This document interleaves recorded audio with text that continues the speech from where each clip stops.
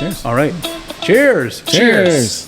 Finally, I nailed you two down. You've been dodging me for 2 years trying to make this happen. I had to beg you. No, I haven't been constantly messaging you or anything on various platforms trying to get a hold of you. That never happened. Can I confess my deepest, darkest fear? Sure. Yeah. It's that everything I know, think, and feel, I've said out loud and been documented saying somewhere, and I have no new information to share.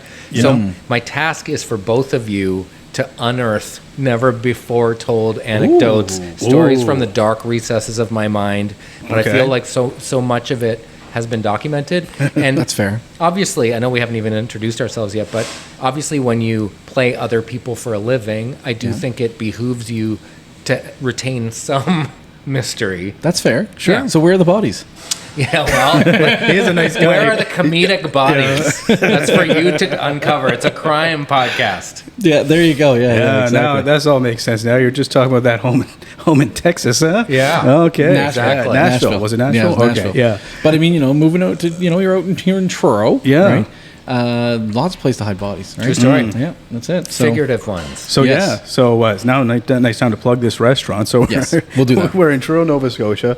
The beautiful Parrot Asia Thai food. I think we're going to experience their food a little bit later on today. Yeah. This looks great. My favorite type of conversation is a parachat. Parrot.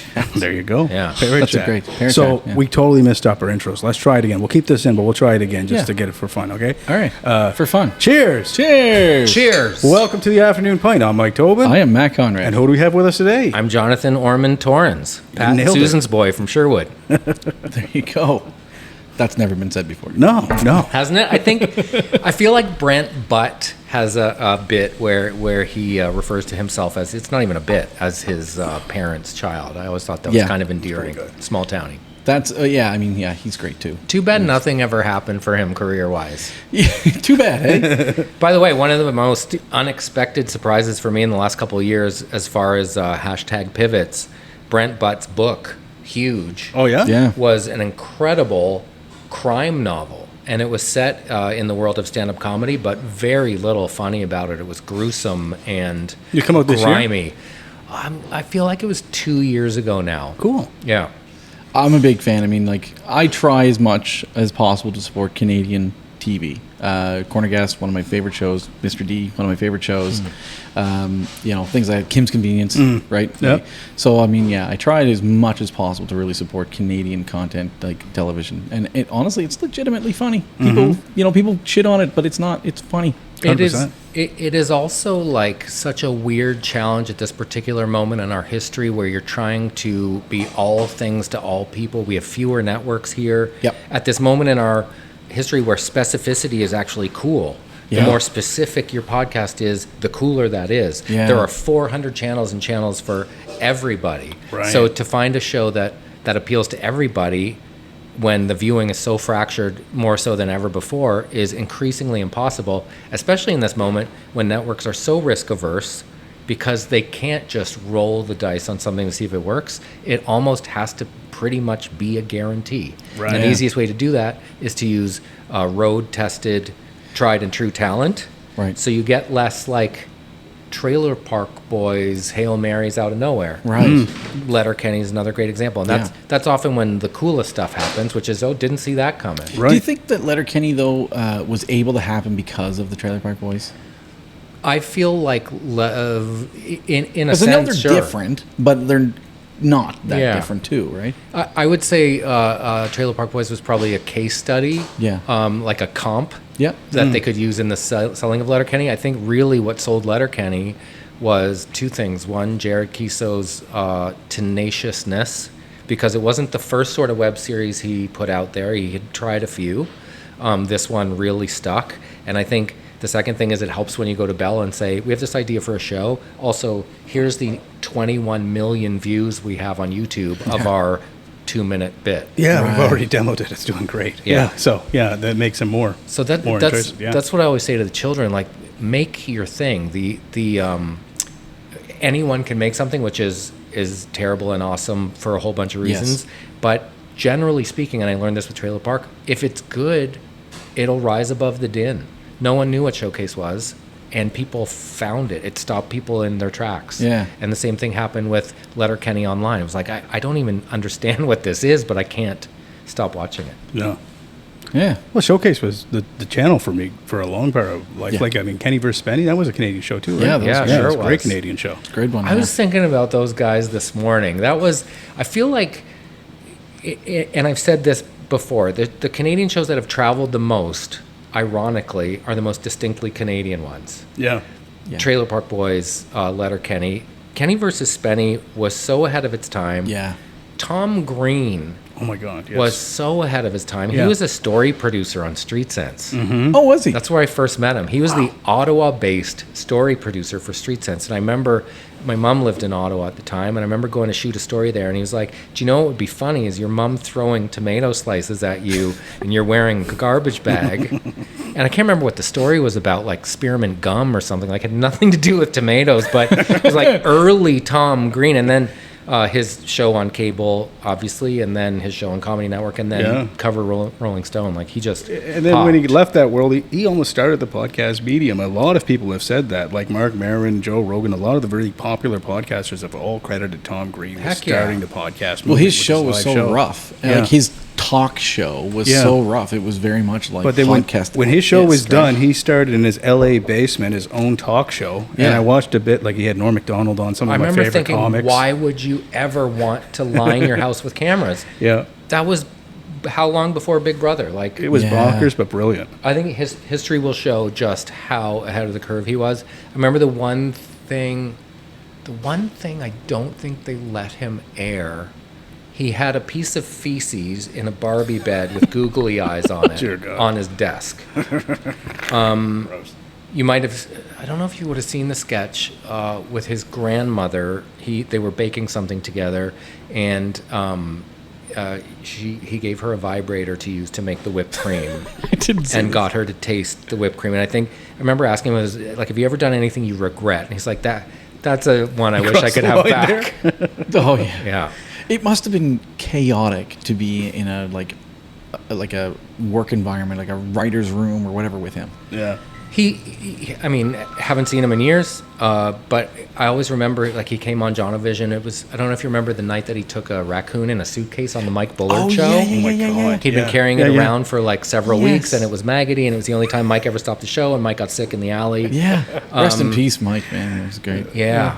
Chambers. I as a performer, I always think the pressure to every time ratchet it up a little higher must be, that would turn my stomach in knots. That's the thing about operating on that plane. Yeah. Is if the thing that you do is less crazy than a maggoty raccoon, like how do you out maggoty raccoon yourself Yeah. every time? I mean, that reminds you Is that like, the question you ask yourself? Yeah, well, I was thinking about this morning because when asked, what do you do for a living, I don't really know how to answer. And the funny thing about this moment is people will say, what are you up to, man? Yeah. Are you still at everything? Right. I've never been busier or more fulfilled or happier or had more work in my industry. Well, you're doing a lot of behind the scenes now, though. Yeah, I'm doing a lot of directing, a lot of writing. We have this trailer company. Yeah, the trailer company, on yeah. the side. But I guess my point is I've never been busier. But because there are 400 channels, people kind of aren't necessarily as aware as they were when there were 3 channels and I was on every day at 5 o'clock. Right. So I know we don't want to go over things that have already been said maybe 1,000 times over, but I got to do kind of just for our audience here today. Go back to, so Street Sense, if you're listening and you don't know what Street Sense was, it was basically almost like a news magazine for teens or young Yeah. adults For TV. for TV on CBC for almost a decade, wasn't it? More. 15 15 years? years? Yeah. So it was a really cool show. You were a teenager when you started that show. Yeah. How did you go from being a kid growing up in PEI to a teenager, on this show? How did that happen? It was a whole new thing. It was a brand new Total thing. fluke. Right place in the right time. I think people that had known me my whole life wouldn't be surprised necessarily that I ended up doing something sort of in the creative arts. I was going to St. Pat's High School in Halifax, did the musical there, Joseph and the Amazing Technicolor Dreamcoat. John Nowlin, who was the producer of this new show called Street Sense, came to see the musical. I had a big flashy role. He called the school the next day and said, would that guy want to audition for this new No show? way. Wow. Like, I guess that worked imagine, out like, too, like- called the You were in school. PEI at the time? No, or- that was St. Pat's High. St. Pat's In High. So you're in Halifax on Halifax. Temple Road. Okay, yeah. Cool. Yeah, because he moved Crazy. when you were in junior high. You moved over. Is that what it was? Yeah. You came to Halifax when you were junior high, right? Okay, Wikipedia. You did your research before getting We here. did I a little like bit it. of research, yeah. So, but also like I guess like where CBC was almost like just down the street Yeah. at the time, it would have been easy for Yeah. them to just go around scouting if they were looking Right. for something like this. Well, and I right? think they did. They auditioned a bunch of people. I actually didn't get the job originally. Ended up kind of being a correspondent or doing a couple of field pieces, and then was hired pretty early on in season 1. Yeah. But that was the crazy thing. Like, leave high school, go shoot a national TV show, drop by high school again. Right. But Street Sense, in retrospect, even at the time, it was very, very cool for me because got a whole bunch of surrogate parents there. Discovered quite quickly this is what I love to do with my time. I was really curious. It was asking questions for a living, which I Yeah. still Was there any love. regrets that you didn't get to do the regular teenage life in a sense, or were you just kind of happy to be doing something that you loved? It wasn't Saved by the Bell. Right. Like, it was a consumer affairs show on the public broadcaster on Saturday morning. Right. So rest assured, it was very easy to maintain a low profile. I was going to ask that though. I mean, because I watched and remember Street Sense. I mean, I remember Jonavision as well. I used to watch that all the time too. It came on, then The Simpsons would come on right after. Exactly. Yeah. Best So, I mean, thing that ever happened to them. Oh yeah. But that being said, like, did you go completely under the radar in high school, or people must have recognized you, or did anyone give you any flack about it or anything like that? I mean, people you can be guys weird. know, high school, the coolest people are the ones that drive themselves there and can Right. get into the liquor store. Yeah, that's So it's not like CBC Boy was the coolest handle. fair. Okay. I remember there was a guy, Andy, who had a liquor ID. That was cool status. I remember another guy had his own apartment, people that were kind of doing grade 12 for the third time. They were kind of at the top. I don't Top of I don't the think it cool was chain. unique to St. Pat's. I think that was just that's a high school thing. So in the pecking order, host of a consumer affairs show wasn't at the top. I think people will now say, yeah, it was pretty cool, yeah. But I was so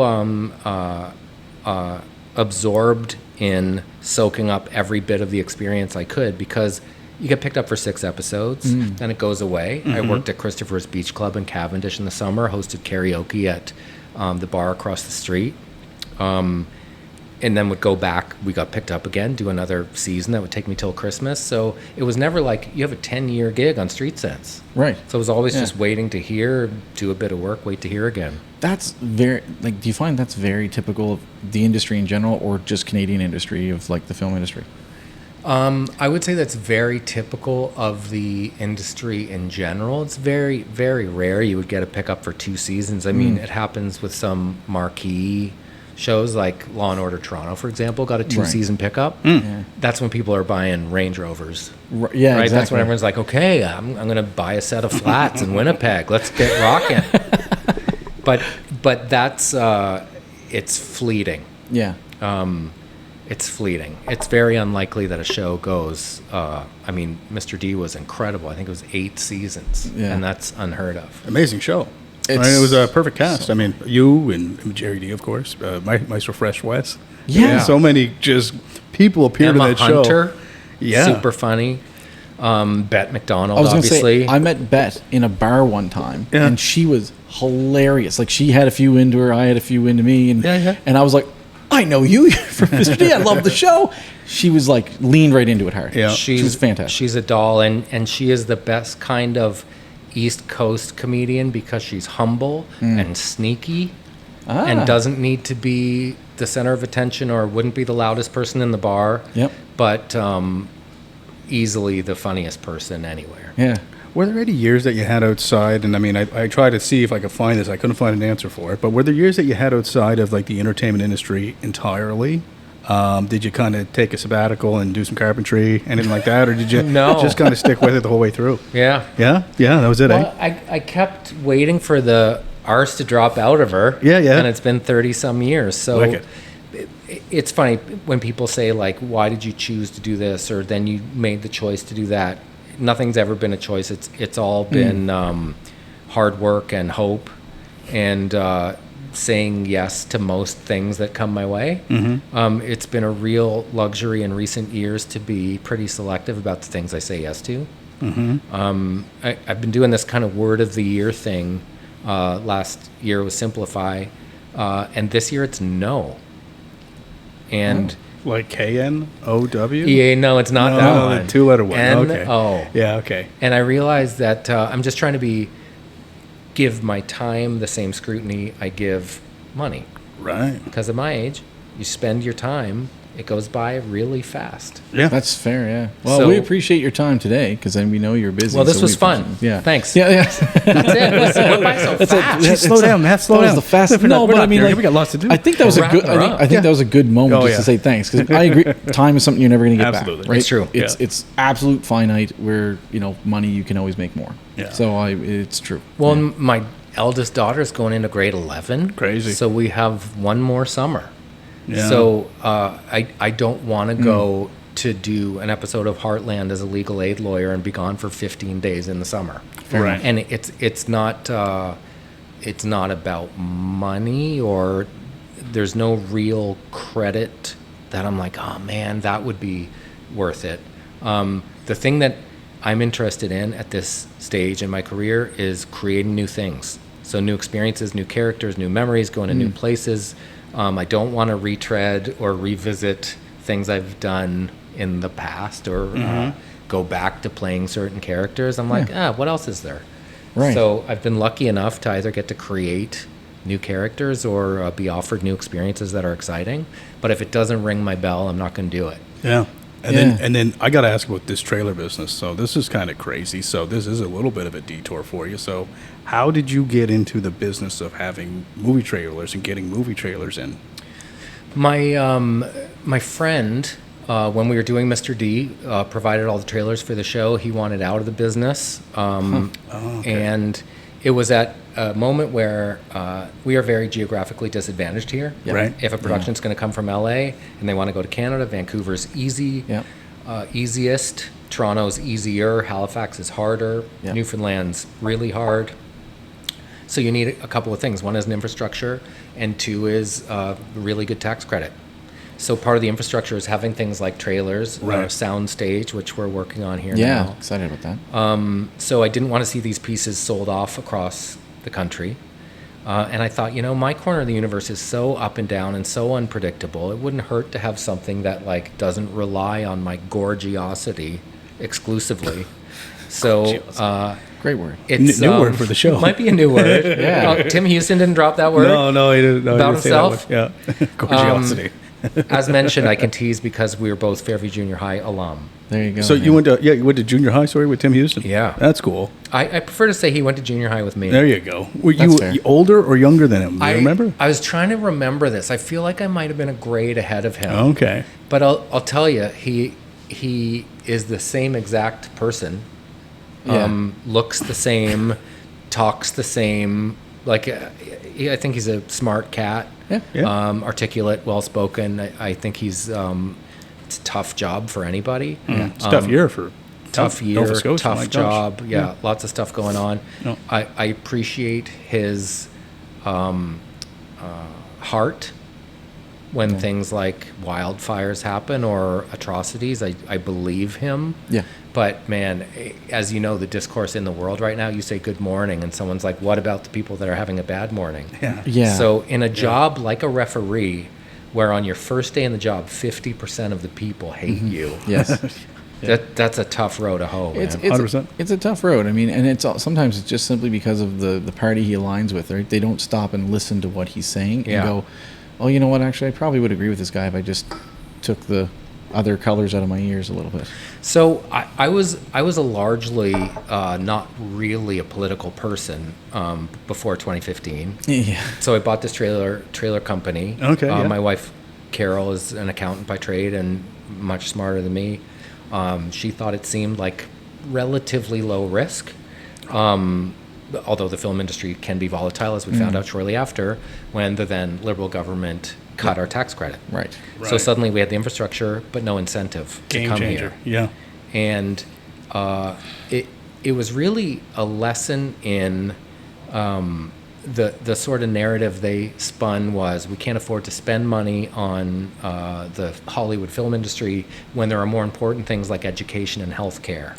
And when the average person hears that, on paper, that makes total sense. It speaks to people, yeah. The way they were conveying the tax credit spend made it sound like a handout and a giveaway versus building an industry that then those tax dollars that people are making for a living go to fund education and healthcare. Yeah, and we had Aaron Hennessy on the show, and we talked a lot about, we explored the spin-offs that happen. Like when a film show or movie happens in a town like Windsor, money gets spent there. Businesses open. Businesses open up, yeah, things like that. big Like time. Windsor's huge now. Like Yeah. Windsor's growing in Windsor, Nova Scotia, because I mean a brewery went in, and now everything else is great businesses in Windsor right now. Dude, we did a show called Pretty Blind here in Truro. We shot for a month. We spent $128,000 at the Inn on Prince Hotel. Beautiful. There you go. Wow. Everyone got per diem that they spent every day at restaurants in town. Yep. Gas, lumber, costumes, Yep. people going out for drinks, people getting their laundry done. Like it's all the ancillary benefits of our industry. Not to mention the way it worked was big Hollywood productions are courted to come here that train our people who can then make movies about our own stories Right. with these new skills and knowledge after Hollywood pulls out of town. Yeah. So the story that was spun was we're sort of handing out money by the bag to people from Hollywood. And if I heard that, I would be incensed as well. Yeah.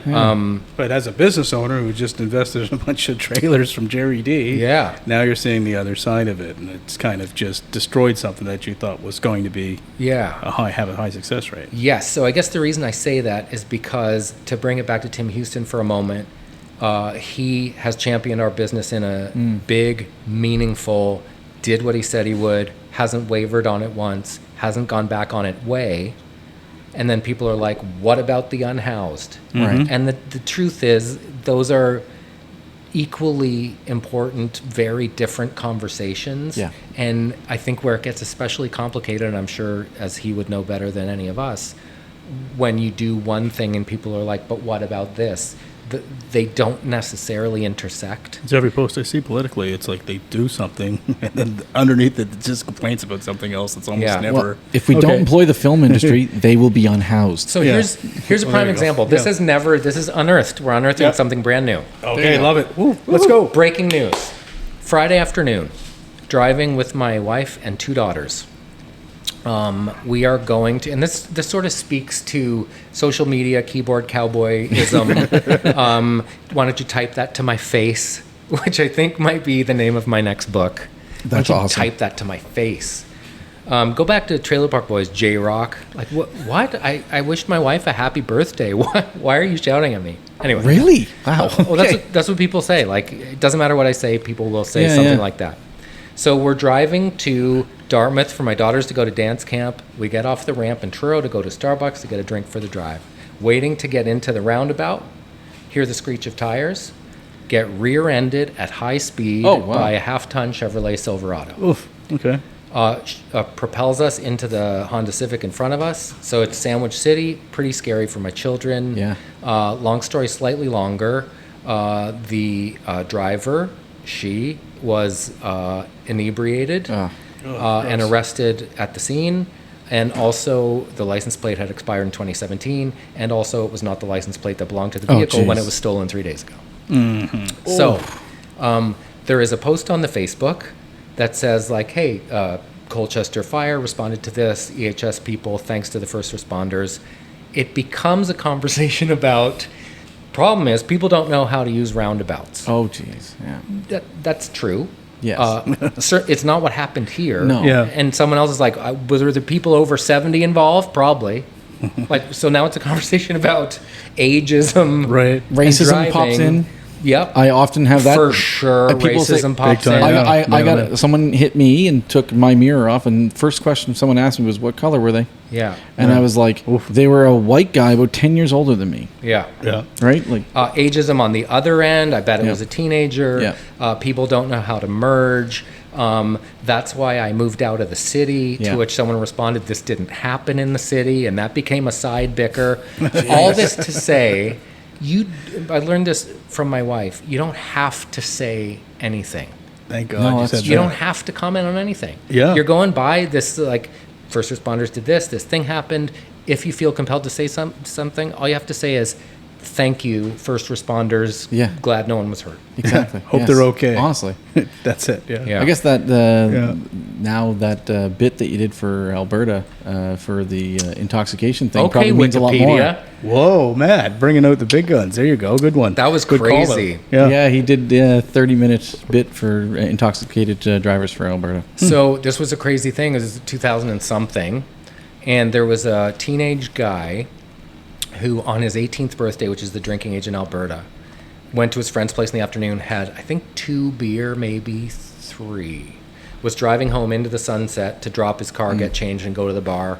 He hit a family in a crosswalk because he couldn't see because of the sun. Yeah. And Mad wanted to make the argument that being impaired was just as bad as being drunk, and people shouldn't drive at all when they've had anything to drink. So they sort of made him the poster boy for even a couple. Terrible idea, you shouldn't drive. Right. So this straight A student, great home, bright future, makes a terrible choice. There's a terrible outcome. Shortly thereafter, he goes to an Oilers game. They randomly put him on the Jumbotron. Everyone boos because his face was in the everywhere. paper. He drinks at the game. He gets pulled over again. Oh. So I forget if there were 2 or 3 incidents in the space of a couple months. Anyway, he was in Grand Cache high security penitentiary as an 18-year-old boy. And he was in solitary confinement 23 hours a day because the time in the general population was so rough for him because he was the one thing you don't want to be in jail, which is famous. Yes. Anyway, we flew in a 4-passenger Piper Saratoga to Grand Cache, Alberta to interview this kid for this video. Wow. And it was, I've never smelled fear before. This kid was just a trembling leaf. Crazy. Sad. Yeah. See, you're unearthing, guys. Nice work. Nice There you unearthing, go. Matthew. Yeah, good Nice job. work. Did lots of reading over the weekend. Yeah. See, I've been consoling Chat GTP too much this weekend. That's my problem. Yeah, I'm exactly. trying to restructure the show. I don't know. You ever watch South Park? Yeah, you a fan? Ish. Okay. Well, their new season, a show just came out. Just only telling you this because it's funny because I think everybody's looking a bit at Chat GTP these days. So as I was looking at advice for like our own program, what can we do to punch things up, change things up, and make things different and better? It's they have the main character now, the old guy that's on the farm, Randy or whatever? Randy or whatever. Yeah. He Yeah. owns a Stan's cannabis father, farm. yeah. He's using Chat GTP and he's putting all these stupid ideas into the phone. And every idea he puts in, the Chat GTP girlfriend tells him he's absolutely brilliant, and then he executes and then he that's fails. so dangerous. Hearing you're brilliant all the time. Ooh. Yeah, because I mean that's something that's happening with this type of technology now. Is it tells you great Question ideas for quite you. often? Yes. Are there complaints about the structure of your show? Is No, there not any really. reason in particular you want to change it up? Not in particular. I mean, That's a deep sometimes question people about say, his psyche. "How much time do you got, John?" Well, I asked this because I saw an article this morning that had something to do with the fact that like McDonald's is rebranding and all these fast food restaurants are rebranding. Cracker Barrel there, yeah. Cracker Barrel, Yeah. Taco Bell, Yeah. and it said they're trying to change the lipstick on the pig, but Yeah. the problem is the pig isn't working anymore. Oh, The problem is the pig, not the shade of the lipstick. so you're calling Not- us pigs? Not suggesting that's what's happening here. Well, man, I tell you, this I was is. wondering, are you addressing a problem or creating one? I'm just trying to keep the engagement high on the show and keep things kind of popping and interesting, making sure people listen to the whole show. Yeah, so I'm just kind of spitballing and I look at the analytics, and I've had a few comments that Pat and I talk too much. Really? On our own show. Yeah. So I'm like, okay, that's cool. Well, how can we make that more palatable and make sure that we're not over talking? I'm guessing this episode won't fall victim to that. I don't know. I chat a fair bit. That's yeah, good. it might. Who knows? Who knows? We're only halfway through. Yeah, exactly. And you know what? It's the ADHD is strong within us. Yeah. So. Well, we both have it. Yeah. So we're ADHD squared. Is maybe what we should call the show, right? It's You know, one of pair the things us. I like about this medium, though, because in a hashtag emoji universe, it's one of the last places for long form conversation. Yes. And wait, what do you mean by that? Or can you expand on that a little bit? Yeah. I think that's a big part of what why Tim Houston liked to come on the show, because everyone's waiting for him to say something wrong, and you know, you have to keep answers short and quick because you only have so much time. And he could actually sit down and get really nuanced in some of his answers. Yep. And that's what I think he liked about it. He knew we were out to get him. Yeah. Right. Yeah. And it was just about like, just tell us what you think about these things. I remember seeing Obama at the Metro Center. Oh, Either of you go? No. I didn't get a chance to go. I would have liked to have gone. He was saying the thing about a job like being president of the United States is by the time a problem gets to you, if you have the right team, a lot of real smart people have taken a whack at it. So the things that make it to your desk are the 49-51 things. Right. Oh, yeah. And there are arguments for both, and you just kind of use the best information you have to make the best decision you can in the moment, and don't sweat it. Yeah. The challenge, and I think about this a lot, is once new information becomes available, the tendency is to beat yourself up for making the wrong decision. Absolutely. When in fact, you didn't know. Yeah. Mm-hmm. So, Steve, that's deep, and I'm lost good. now. Where were we? I don't know, but I there was something that's been stuck in my brain, says, because he mentioned something and I want to go back to Sure. it. Is I wanted to ask, because now you're very much I feel, you may feel differently, but I feel now just you're really much in the driver's seat for a lot of the things, because you're saying no to things and all that. You're in the driver's seat of what you want to do, the things you want to create, the new characters that you want to develop. Is there, and you mentioned talking about local stories and trying to make sure that people here get to tell our story. Is there a story that you, and you may not even want to tell us this because it might be in your, reserve for something, but is there a story that you would really want to tell and a character that you may want to really develop that you have kind of just, I really want to nail that? I haven't been number one on the call sheet in a sitcom. I like being the supporting character. Yep. I like being the, oh man, when's that character coming back on? Just philosophically, there's less heavy lifting. Typically, the main character is sort of the most normal one, and they're the audience's portal into this crazy universe. Right. Jerry's normal. Yes. They can't all be Kramer, or that would grow tiresome. Right.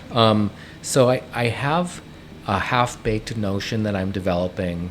I was looking at Son of a Critch, for example. Yeah. And I imagine how fun that is for Mark to do something that is of his place, about his people, honoring his dad. Yeah. So not to say I'm doing The Wonder Years meet Son of a Critch, but that would be cool. I have this notion that is sort of born out of my childhood and my heritage that is giving me oxygen. Okay, cool. I think Nice. it's a sort of a setting that we haven't seen much, but more so, I think, a story that is, again, hard to make something that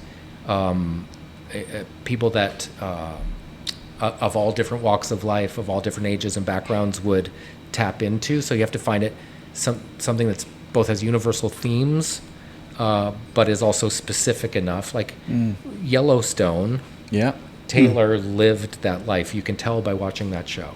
I couldn't write that show. Right. Gotcha. So I think the missing ingredient in the difference between a good show and a great show is I am writing this because I know this world. Yeah. And I think that's what you try to find. That can make a huge difference. I actually just saw an interview with Elle Jones just a couple days ago, and she talked about, because they had Washington Black that was filmed here, and they were talking to her specifically about her thoughts behind it and opinions and things like. And she had some really good things to say about it, but then also the same thing about some of the inaccuracies and some of the inconsistencies. Like she was saying how they didn't hire, like the leads weren't from here, so they didn't have here accents, right? They had accents from America, and they missed some of the stories, and they missed some of the details that someone who's lived it, knows it, wouldn't get. Yeah. Right? Yeah. I've learned a lot in the last couple of years. Last few of the shows that I've made have involved people from communities we haven't seen much on TV. Not to suggest we haven't seen many black people on TV, but black Nova Scotians, for example. 100%. And I thought it was great you did that show. Yeah, 60 Driving Academy show. Yeah. It was great. Yeah. It was funny. Learned a lot. Yeah. And one of the things that I learned is that black women have a specific type of hair that only black women should be working on. Right. And when you say it out loud, it sounds so obvious, but to see the comfort level go up when the black performers were greeted by a black hairstylist. Yeah. So it's like, okay, good. Yes, someone who speaks my language. And as obvious as it sounds, having black crew members on a show made by and for a black audience Right. is a really critical piece of the equation as well. The challenges was something the scale of Washington Black, which was an global opus. Yeah. Just finding a big enough, seasoned enough, experienced enough crew to execute something like that. Yeah. In a place like here, and I run into this all the time, trying to make sure there are lots of diverse casting options. The truth is, the acting pool isn't super deep here. The experienced acting pool is even more shallow. The diverse acting pool is even more shallow. Yeah. So we're doing what we can. What we can is getting better, I think. But yeah, we've explored this a little bit with Aaron too. Like, I think some of the big part of it is that if you don't have consistent work here, then it's hard to be a full-time actor. And if it's hard to be a full-time actor, it's hard for people to keep acting because they have to get a job. yeah, for sure. Right. So, Right. there's some things I'd like to do. I don't want to be an actor necessarily, but there's some things I'd like to explore. But it's also like I have to take a day off from my day job to maybe go out and do this thing. Well, I think another thing we encounter is not to overstate it, but I think we're still feeling some of the ripples of the taxident of 2015 because some people left and never came back. That's right, yes. But also a show like Sullivan's Crossing comes along. It's yes. the first season. People cast strategically. And then if you used someone as convenience store employee in season 1, never expecting it would go 4 seasons, Right. then suddenly you've burned that character or person and you can't Right. bring them back. Right. So in a place with a relatively small acting community, that's one of the challenges. Yeah. Yeah. That's the thing. And I mean, I understand like the whole unionized thing. So like you're working Monday to Friday in most cases, except for some exceptions. No weekends. No weekends. Yeah. Weekends, I think, would probably open some things up because I'm sure I'd come up for a Saturday kind of thing, right? Yeah. Yeah, I think you get a lot more people. Oh, Yeah. that's Yeah. interesting. Yeah. Yeah. Saturday, Sunday. If it was a Saturday, Sunday thing, like I'd come out and do something. If someone was like, "Hey, we're doing a casting call for background people or whatever it was," Yeah, me right? too. Yeah. I'd go out, no problem. It'd be a fun way to spend a Saturday, right? Like, what the heck? Yeah. Why not? Yeah. Well, now that you guys have said it, we're shooting 0 to 60 season 2 in Are you? November. Yeah, Oh, come out cool. and be background. There you go. I'd love to. Oh, 100%. Yeah, that'd be Yeah. great. Yeah. Yeah. Yeah. And how's Pretty Blind going? What a great title. It's great. So Pretty Blind is our half-hour sitcom, starring a woman with low vision and albinism. Her name's Jenny Bovard, and she lives in Halifax, and she's a marathon runner, craft beer enthusiast. Oh, wow. Cheers to that. Can you invite her on the show? Tell her tell her she should come on. We'd love to talk to her. Honestly, you should have Yeah? her on. 100%. Just forgive me, seeing the world through her eyes. Yeah. Yep. All these things that well-intended but misguided people do, and this seems to be a Yeah. recurring theme in the disability community. Most people have the best of intentions. Brian George, a wheelchair user that I've worked with, he'll be making his way up the hill by the ale house. Yes. And someone will come up behind him and grab his chair and like, "Oh, here you go, bud." Start running him up the hill. Like, what are you doing? Right. The chair is sort of an extension of my body, and you should ask for permission to touch me. 100%. Yeah. Another frustration I know he encountered is in a hilly city like Halifax, you get to the top of the hill and there's a sign that says "Sidewalk closed. Please use other side." So you can either wheel back down or try to bunny hop across the middle of the road on a hill. Brutal, yeah. Just common sense stuff that that the Bryans and Jennys of the world are very patient Yeah. in helping those of us that don't move through the world that way kind of understand. It's something interesting to me about that program in particular was on AMI. Yeah. Right? And I mean, maybe some folks here listening don't know what AMI is. Do you want to kind of give them an idea of what that is? Yeah, it's called Accessible Media Inc. And most of the programming is either certainly made for people living with disabilities. I mean, that is also a very broad swath of humanity, includes mental health challenges and physical ones as well. They wanted to get into scripted comedy, and I think Jenny was the perfect way to onboard into that realm because she doesn't take herself too seriously. She has a wonderful sense of humor. My friend Mark Forward agreed to come be the showrunner, and he decided very early on that we don't want the sighted people to all be the punchlines. It's not like, oh, you idiot visual people just being dumb all the time, because that could grow old. Yeah, right. And that's true. Jenny really wanted people to know that life for her is like life for most of us. She has a bad boss and just got out of a relationship, and it's kind of the same as different as it is, and that's something that we should also think about. Being visually impaired is not how she self-identifies. There are so many other ways that she identifies. It's interesting you say that, because we had a past guest here, and I've been kind of talking through he has some ideas about what he wants to kind of move forward with, and he's been doing some speaking gigs since he's been on our podcast, mostly regarding the fact that he's a part of the LGBTQ plus. And that's not how he wants to really be identified. And not that he's not a part of it, he is, but that's not what he wants his shtick to be. He wants to be a guy who's talking about starting over. And he wants to use his story to talk to maybe even immigrants, people who are moving here, right? Who knows better than starting over than someone who's left their home and moved here?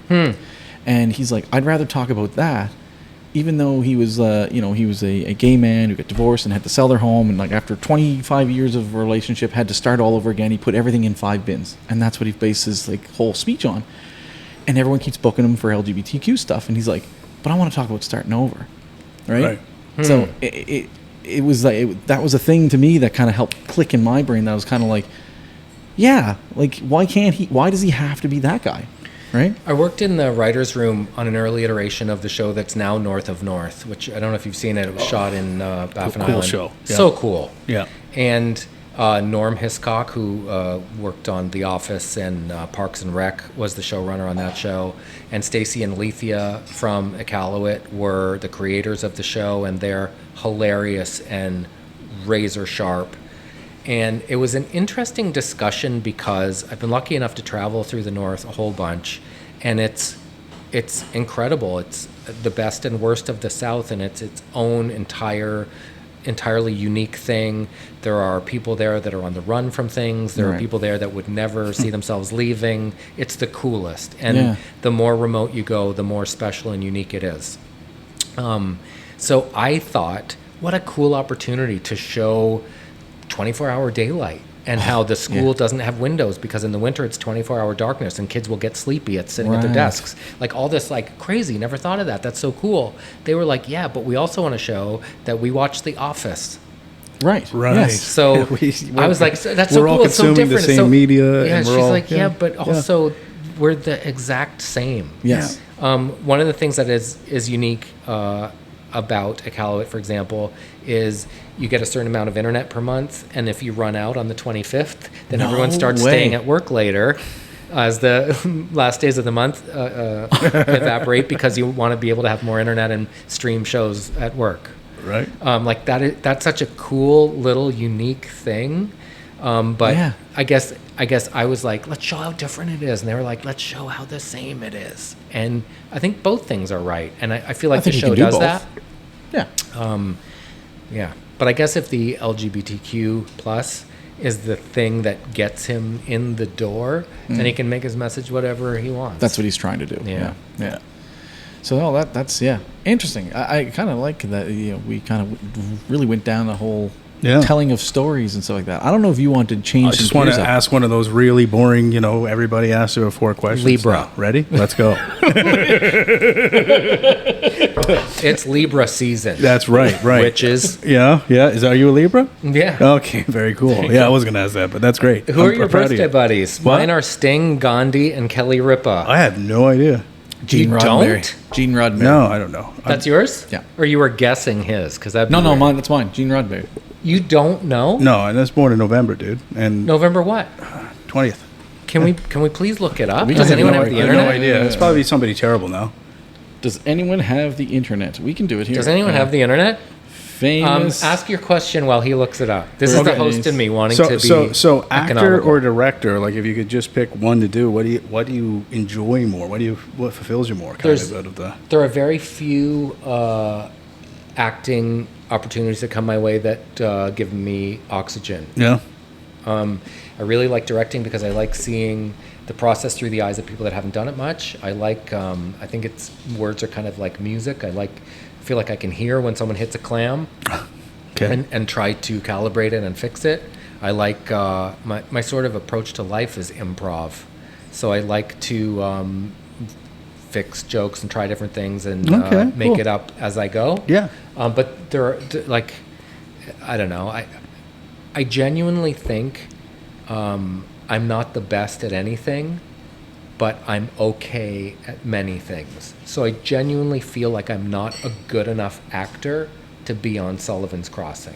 And Okay. and I know people might say, like, come on, dude. I'm Yeah, sure you could. yeah. I probably I'm sure could, you could too, yeah, but- but I don't.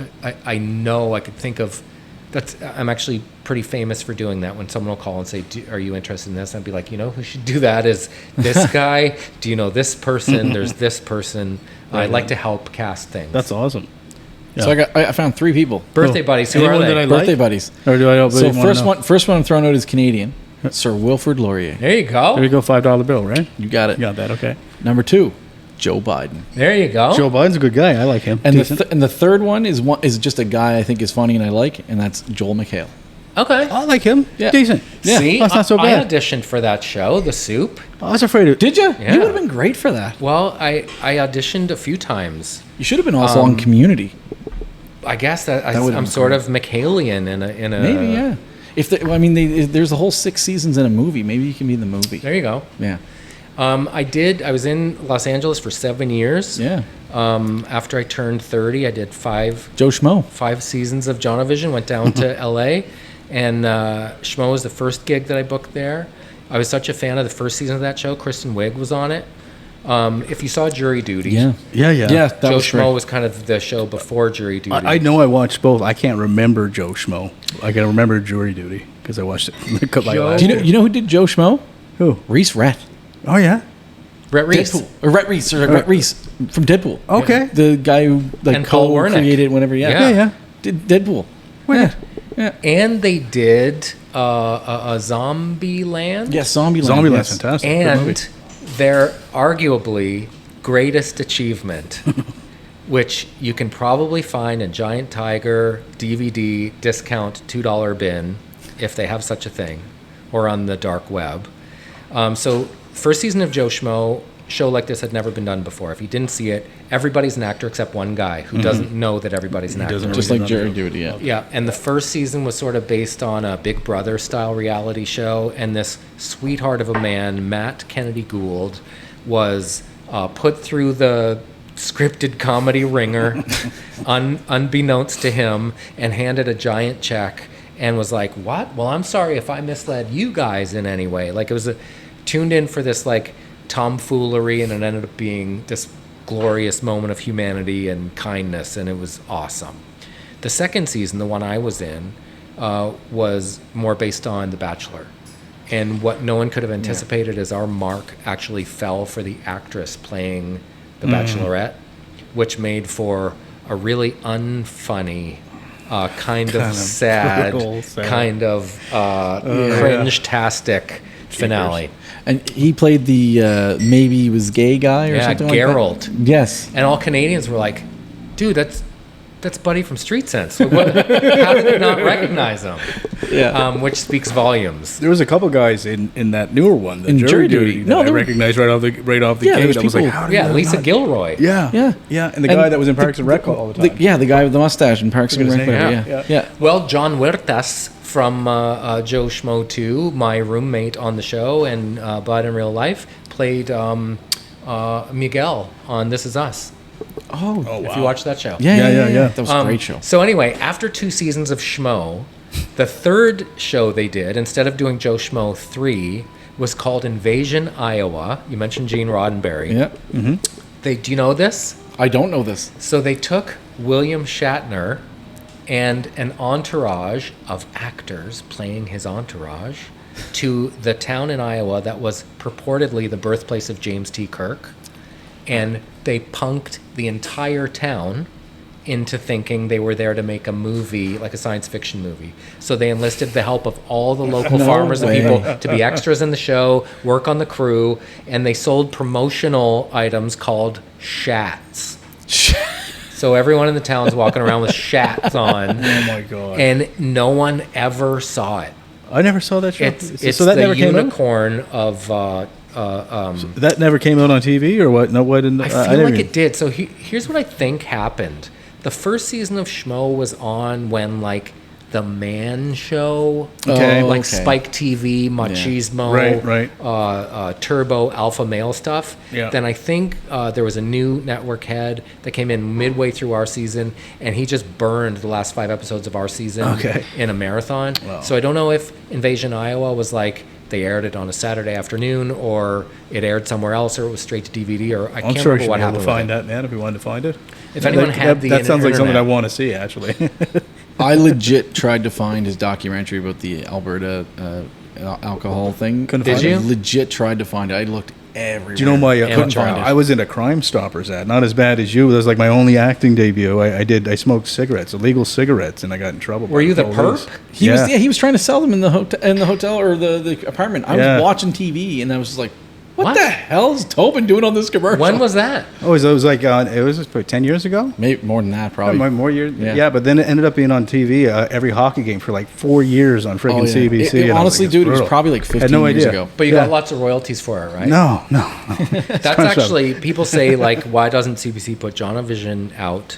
The challenge is because the show was a hybrid, which most of the things I've done in my career have been. Yeah. Because there were some sketches that were ACTRA and actors. They'd have to repay everybody to put those out. Right. Oh, that's Which I'm too kind bad. of thankful for. Yeah. Because I think something's mythology probably grows a little bit in its absence. Yeah, that's 'Cause, true. you know, I mean, has there ever been anything done? There might be this out now. Has there been a documentary that kind of went through what that show was to just kind of explain it? Because I think it's an interesting thing. Jonavision? Jonavision. Like I think in itself, It's funny you should say that. it was interesting. It's like we can't get teens in the news watching the news. What are we going to do? And then they made that show. Like I think that's kind of cool. It's funny you should say that because obviously there's been a Mr. Dress Up one, there's a Sharon Losenbrand one on Right. the way, there's a Degrassi one at TIFF this year. So the idea sort of bubbled to the surface recently. My first instinct is who would watch that? And even I've toyed with the idea of doing a podcast where I'm like going to track down the guests that were on episodes and say, this Yeah. is this guy. Trevor put 100 live crickets down his pants. Where is he now? Was it worth the $50? I got to 1,000. Are you glad you did it? Yeah. But I don't know. It'd be interested for me and Cricket Guy. Does Yeah. anyone else really care whatever I happened think to you'd be Cricket Guy? surprised. Like I think you would be surprised. If you made a documentary and sewed some of that into it while talking about the show and that kind of, it's just a weird time in history, right? You know, you think of where we're at now. Everybody gets their information from TikTok, and there's Yeah. no real there's no executives right now. How can we get children watching more news? Well, or how I can know we get them more educated? CBC took a whack at a Street Sense reboot on TikTok. Yeah, I saw that. Yeah.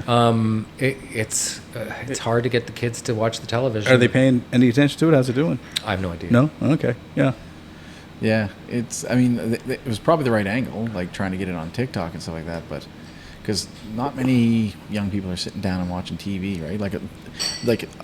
There's people are doing movies, like as if we were watching it on your phone. Like people are filming TV shows and movies as if they know that people are going to watch it on their phone. Vertical. Yeah, vertical, exactly. It's crazy, and that's what the future is like. But the thing that I am excited about is I can show my girls Home Alone, Ferris Bueller, Honey, I Shrunk the Kids, Back to the Future, shows that very much look of a time, and the aesthetics are obviously very different. They don't care. If it's a good story, good characters, well told, they're in. Yeah. I love that. They're watching season 9 of Real Housewives of Beverly Hills. And my wife on our walk this morning was like, do you know what, though? It's group dynamics, it's drama, it's escapism, it's sort of figuring out how to navigate a complex group of people. I'll buy that. It's true. 100%. Bit of fun. It's also funny. Yeah. So I'm buoyed by the fact that a good story is still something that can hook people in. Yeah. Yeah. No, Now, you. I think, how old are your daughters? You got one that's almost in high school? 15 and 13. Sorry, almost in university. I guess the reason I say that is because part of me felt like we have become a set of hands opening a Kinder Egg for 20 seconds society, and that's all the attention span we have. Yeah, but do you think, it's like, encouraging to see they will sit and watch a whole movie? Yeah, so your kids will still do that, eh? They'll Yeah. still watch a whole movie. Like, I do find, like, a lot of Gracie's friends, they're not interested in going to the movies and stuff. How No, old? really? 13.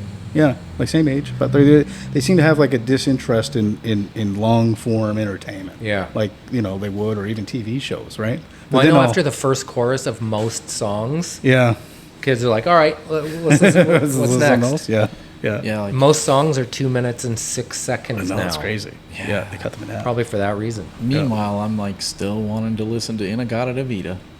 Start to finish. Cheers to it. So What is it? That's 17 1701. minutes. Yeah, we're gonna have to get to our 10 questions, but you had something there, buddy. Oh so no, go I was ahead. gonna, you were taking questions, but I wasn't sure if you want to, because there was also. And then I have a caller I want to get to real quick. caller. Okay, yeah, caller. Oh no, It's but Rhett Reese. it's Rhett Reese. Red race. I know you want to talk about the Canadianity. Oh, I just thought it was really cool. This book you did, Canadianity, you wrote with your kind of partner in crime, Jeremy Taggart, right? Yeah. And you and Jeremy have done 390 plus episodes or something of your own podcast, Yes. right? So if you want to hear more, John, skip over there. Yeah. There's a lot of them. We don't Yeah. put them out as much as we did. I loved the immediacy of getting audience feedback and response. When you make a show like Mr. D, might come out 6 months later, especially in this, like, used to work 6 months on a series, 13 episodes, would take 13 weeks from the air. Now it comes out Christmas Day. People have been watched it by 11 in the morning. They're like, when's the next season come out? Right. Yeah. So it takes a long time to write something good and execute it and edit it. So I just like the immediacy. I too, early on, felt a real pull to have structure and lists and guests and games in an order. And then it's when the wheels came off the bus that our listeners were like, I love that moment Oh, when your really? mic cacked, when the dog barked, when the Yeah, doorbell yeah, rang, yeah. the Amazon guy. And then, strangely, because I've worked in improv for a long time, Jeremy, a musician, was like, let's just jam, man. Let's just jam. We had So- a musician on who had to go to use the bathroom twice in the middle of a podcast. Oh, wow. We just kept it in. Kept it rolling. Yeah. Yeah. But the idea of like, just let it ride, man, and we'll see. Because sometimes when you fly close to the sun, you get burned. Yeah. But sometimes you get a beautiful tan, and it could go either way. And I think sometimes when it doesn't work, it makes the moments that do work swing that much harder. So it's just kind of having the confidence to sit in it and let it sort of figure out what it is. So the podcast has afforded me the opportunity to tour across the country. Never thought I'd get to do that. We wrote a book. Never thought I'd get to do that. Sadly, it came out in like October of Canada 150. Oh. So people were like, enough with the Canada Oh, yeah. already. It was beat over Right. their heads. Yeah. Yeah. Yeah. It would have been good to put out this year, right? Would've been Where good to put a it little this year. It's gotten a little resurgence Yeah, a little this sovereignty year. bump. Yeah, Right. yeah. I'm proud to say it's a bestseller, Yeah. which in Canada I think is 5,000 copies. I think we sold 15,000 copies. You That's guess awesome. 5,000 is a bestseller? Yeah. Jeez, we could do that. We got to we do- very much would like to take this show on the road, and we'd very much like to write a book We got to to put write it our in the making. experiences. Yeah. Manifest it. Yeah. Oh, we're manifesting. You're Trying to. manifesting it. Yeah. First of all, you should tour because it's such a treat. Yeah. And doing it in front of an audience brings such an energy and enthusiasm that you will really enjoy. Right. And second of all, like, this is one of the genius qualities of Rick Mercer. He spends however many years doing Rick's rants on the Rick Mercer Report. There's a book. Yeah. Like, you publish the rants. Yeah. You Right. guys could publish transcripts of 10 of your guests, and there's your book. Well, yeah. So Well, I got it like the 150 pints going to be the book. It's just we've cool. had a lot of pints with a lot of people. Yeah. Right? I'm not signing the waiver. You can't use this. No. You got to do waivers. But I'll write Oh. the foreword. How's that? Oh, there you go. We're holding that. This is recorded. Yeah. Binding We contract. got a body contract. And we got to make an album, which was the craziest thing That was ever. cool. Cool. And Tim and Anthony from the Arkells played on it. Adam Baldwin played on it. Oh, cool. Jeremy is obviously just a world-class drummer. Yeah. So I have loved it. It's been great. That's awesome. Yeah. And just before we move on to 10 questions, I'm going to give you a little bit of flowers here because I am such a huge fan of it. Like, I know that most people probably run up to you, and the J-Rock thing is probably the big thing, but personally, Chile is my way. favorite character that you do. Thank you. Because obviously Jerry being the lead role and everything, but Chile was my second favorite character. you. I think you were hilarious. But you must, like, my wife loves your show. She's a teacher. You must get, like, I imagine, must get a lot of love from teachers because you guys nailed it. Nailed it. Well, I give Jerry, in turn, his flowers because I remember him saying early on, and your wife would know for sure, are there 750,000 teachers in Canada? The number, Something like that. The number was inconceivable. There's 9,000-ish in Nova Scotia, but it's like Ontario really opens it up. It's like, I don't know the number, but it's insane. It's like 100,000 teachers or something like that. Wow. So Ontario alone. Whatever that number is, I remember Jerry saying, if this show is true to teachers, it'll be a hit. Yeah. Because if they watch, there you go. Those are incredible ratings. Yeah. And so I learned a lot from him. One was, sometimes there's an urgency that drives making a TV show. We got to go, lunch in 20 minutes, we got to move. He had the confidence and focus to say, hang on, the scene's not working. Yeah. That joke's not landing. It's a comedy show. That's what we're here for. Let's reshoot it, or let's take a minute, or let's rewrite it. So it was really important to him, I think, always that the show be very true to teachers. He and I were pretty rarely in the same story. I was often in the B story. He was often in the A story. But Except for when you went to Boston. we had some great, That was a great A stories episode. together. Yeah. Yeah, a couple of field trip kind of episodes and one Yeah. in the woods. So yeah, it was important to him that it be true to teachers for sure. Yeah, I think it hit that because my wife likes to that's like throwing Mr. D to go to as I fade off to sleep type of thing, right? Great. That's her show. Like I'm going to say something a little different. Entertainment that puts people to sleep. That's exactly what we set out to do. Before we move on from that, Yeah. flowers to teachers, because I have a family member who's a teacher. I have children who are students, and I know, and back to Tim Houston, how do you address the magnitude of the challenges that stem from an impatient, short attention span student body to sometimes a lack of parameters at home, to teaching to 8 different learning levels in the same classroom with not the resources to have assistants in your class. Like, God bless teachers. And a general lethargy on the wave of this POCO, which is the phrase I'm trying to get to take off for post-COVID universe. Poco. Yeah, POCO. POCO. There is a general lethargy. There is a POCO. I collective like it. shoulder shrug. Get in the in the transcripts. world. Hashtag Poco. Yeah. Yeah. So you were going to ask something. Oh, yeah. So You said you were going to go a different direction. You used to shit on him or something? Oh yeah, totally. Well, so J Rock, Counterpoint, so he's Mr. Chuli sucked, and here's why. not quite. J Rock was not my favorite character at first, but I appreciated his evolution as he came on, because when he came on, I grew up around a lot of guys that like hip hop music, Yeah. and I'm like, this is hitting a little too close to home, buddy. Right, what's so funny about it? That's What's so just funny Kenny about from my this math guy? class. Yeah, I was like, I know that guy, right? I was like, I don't think you should be making fun of him like that. But then eventually, as he started getting into his more entrepreneurial endeavors, I think I'd give him his flowers towards the end there. He did a good job. I think one of the things that cemented the character for me was in the prequel, J-Rock and T were into grunge. Oh, So we sort of established a history of this guy paper dolling different pop culture trends onto himself. That's great. On his quest to discover a personality and self. And I remember someone asking around season 4, do you ever feel sorry for J-Rock? And I swear to you, it had never occurred to me that you would. And it's kind of the same with Chile. I've said before, overconfident and underqualified to me that's the intersection of what I personally find really funny. Oh, yeah. And most of the characters that I've played have that underneath. Well, cheers to you, man. Thank you. Yeah. So we're going to get into our 10 questions? Yeah. We'll Awesome. do 10 questions. Why don't you do, instead of going back and forth, because sometimes you lose track, why don't you just do first 5, I'll do last 5. Sometimes I lose track. We just changed the format. All right, we like just that. did. This is Why a don't we big do it Jeopardy step. style, where I give the answer and then you have to say what the question was? What is... Yeah. Okay. Can I even read this?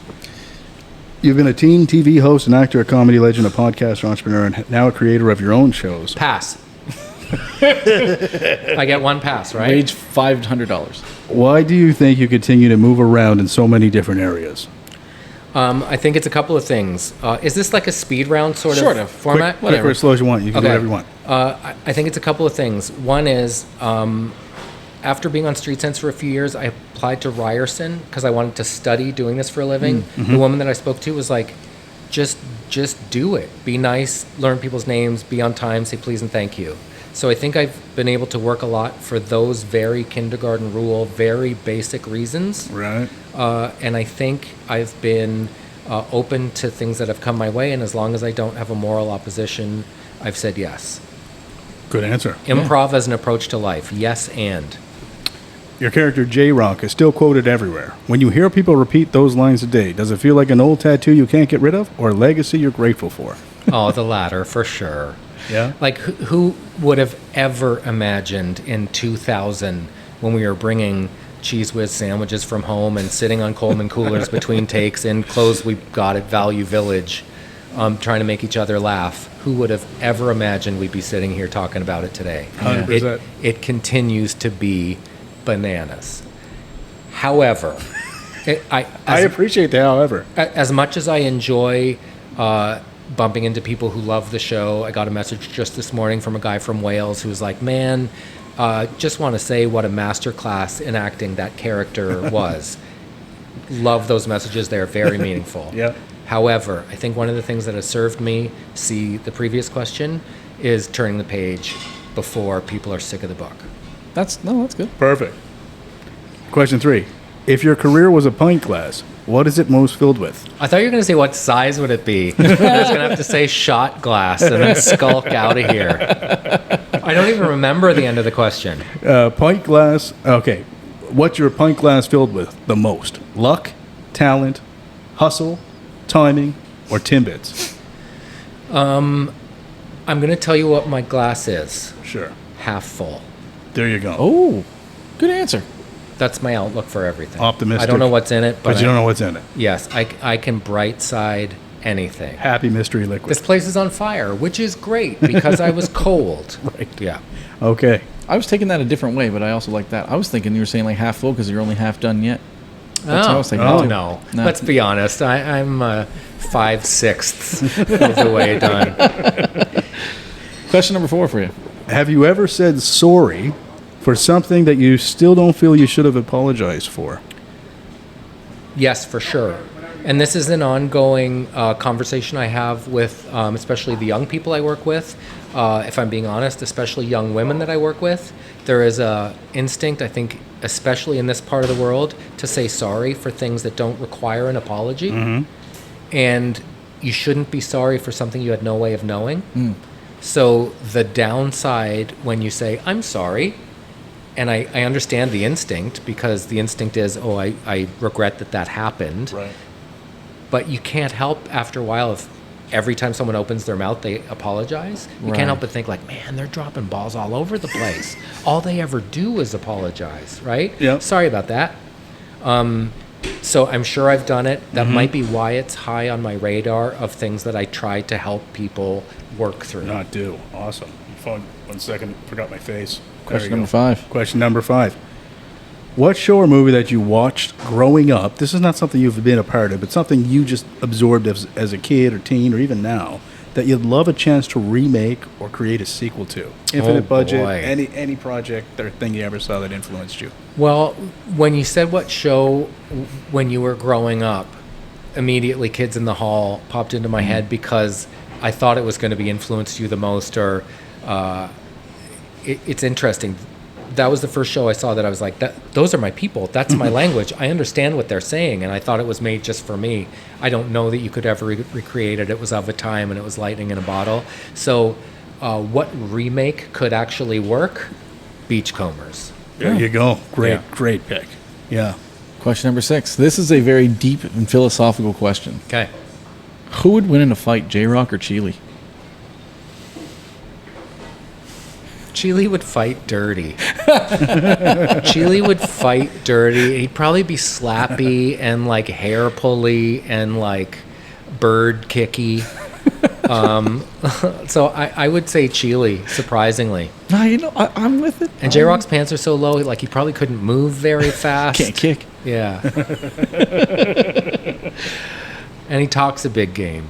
It's true. Yeah. Question number 7. So we established you went to St. Pat's High. So if you had 100% control over what gets built on that site because it's been sitting empty, what would you choose? Like a Street Sense museum, like that's just for my my own enjoyment, because I sort of tie those two things together. Like my universe was CBC on Bell Road, Freeman's, McDonald's on Quinpool, St. Pat's. Like my whole childhood is just imploding geographically, because none of those places is there anymore. Yeah. Freeman's is. Freeman's, yep. I mean, there are so many answers, from serious to comedic. The serious one would be a whole bunch of affordable housing. That would be great. Yeah. And obviously a challenge in Halifax right now. I think the city's having real growing pains. It's a peninsula. There are no new arteries or avenues into it. I read a very compelling post by my friend, a TV producer named John Wesley Chisholm this morning. Saw it. Yeah. About the sheer volume of cars and They're how saturated. the math doesn't math. Yep. And Yeah. I've been thinking that the last few times that I've been in Halifax, as exciting as growth is, I've been thinking the city doesn't work right now. No, it doesn't work. I agree with that. Yeah. Which is a shame, and it will again, and it has before, but at this moment it's too much.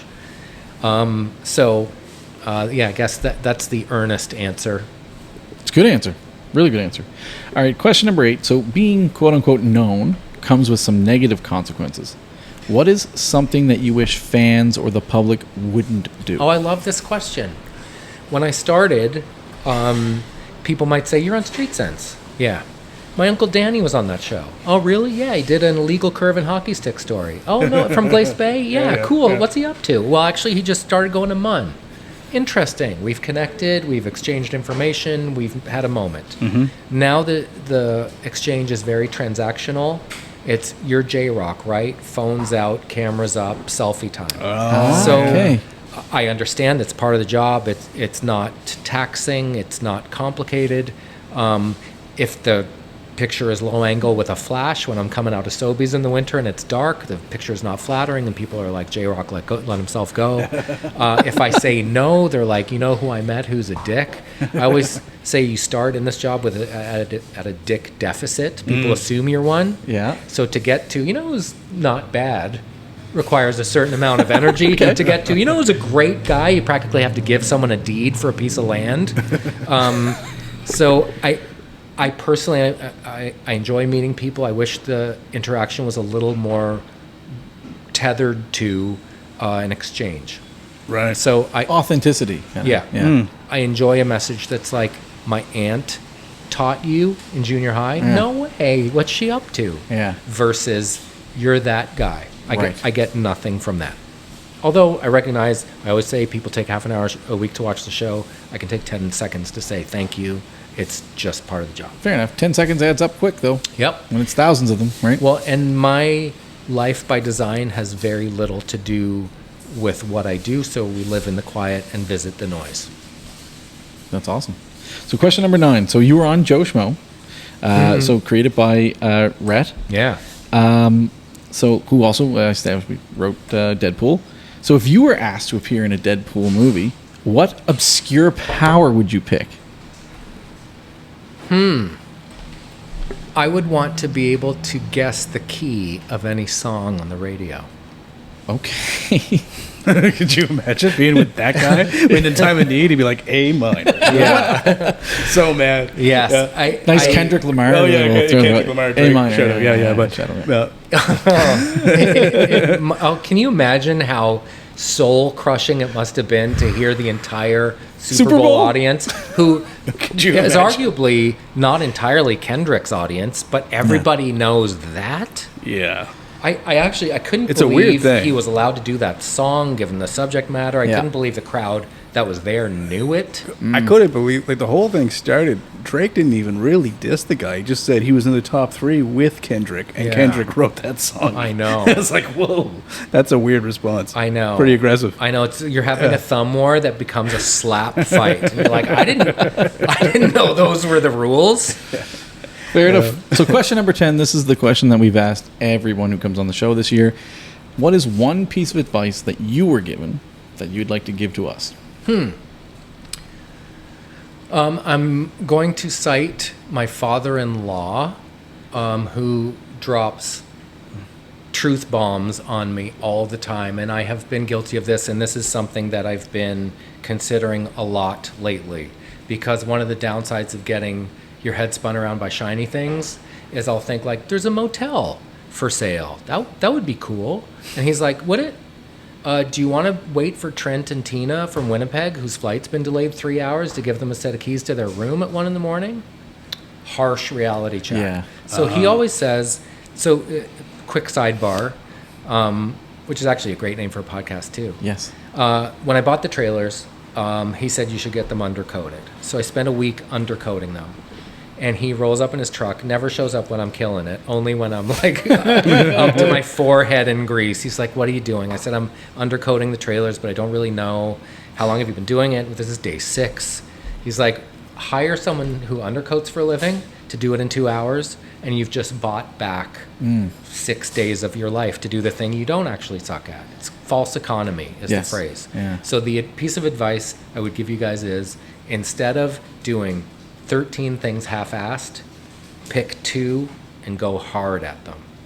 That's good. Good advice. It's very good advice. Yeah. Might be advice I'm giving myself in your presence, but I find myself thinking about that a lot. No, yeah. Well, we got a lot of ideas going back and forth, so that's great advice for us, too. It's also just good to accept there are some things you're not great at, or many things, I'll never accept. and focus on the ones that you're great at. Yeah. That's the thing. We have a couple things. We have a bunch of things we want to do, but I think we have like 3 or 4 Starting to things. streamline them. We're getting Yeah. better. Yeah. Yeah. We're writing notes and we're Yeah. whittling them down. We have a TV show idea and podcast, Yeah. obviously, book. Great. Oh, yeah. So, yeah. So, And it all serves the same thing. This podcast, as it grows and gets more traction, will increase your profile, will increase people's awareness of you, and then when you want to do something else, yeah, Becomes easier. Well, Yeah. that's something on the resume. Yeah, Yeah. absolutely. Well, John, this has been an honor. Yes. Thanks, fellas. Thank you so much. Thank you Yeah. very much. Cheers. Cheers. Cheers. Your glasses are empty, And thank you Yeah. for listening. and mine is half, Half full. full. Oh, man, you planned that. Oh, man, we planned that the whole show. Thank you to Parachat Asia Thai Food Yeah. and to our sponsors and listeners. Have a great day. Wait, you have sponsors and listeners? Yeah, Yeah. both. Oh, this is pro. Oh, okay. Cheers.